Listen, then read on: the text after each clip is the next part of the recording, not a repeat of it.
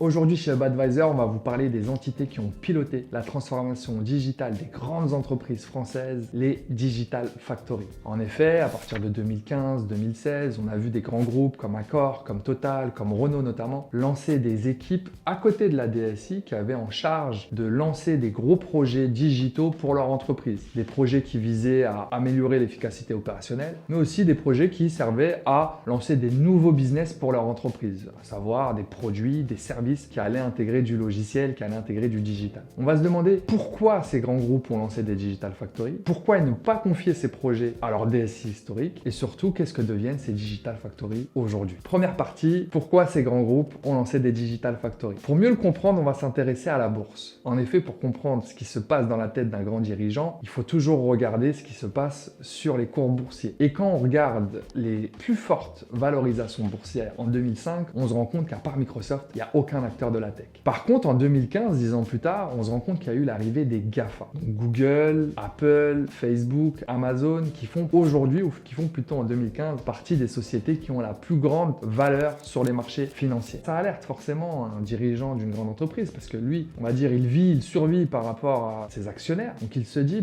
aujourd'hui, les sociétés qui ont la plus grosse valorisation, c'est des sociétés technologiques. Donc forcément, nous, en tant que grand groupe, si on n'a pas une part de techno dans notre business, on est potentiellement mort pour le futur. Donc c'est ça en fait qui va les pousser à se dire, il y a quelque chose à faire, il y a quelque chose à modifier dans notre fonctionnement. Cette prise de conscience des grands patrons est d'autant plus accentuée par l'arrivée d'un autre acteur, Tesla. Tesla est un exemple intéressant parce que là, on n'est pas dans le software, on n'est pas dans les réseaux sociaux, mais on est dans l'industrie automobile. Donc un secteur traditionnel, un secteur qui est plus que centenaire. Et là, on se rend compte que l'action de Tesla augmente année après année, mois après mois, notamment grâce à leurs gains technologiques, grâce au fait qu'ils délivrent technologiquement, même si les parts de marché de Tesla dans les années 2010, elles sont pas énormes. Donc là, ça va vraiment alerter des acteurs traditionnels qui vont se dire, même dans notre propre industrie, si on ne bouge pas, on est à risque. Et c'est pour ça qu'on a vu la création des Digital Factory, parce qu'il y a un sentiment d'urgence chez les patrons.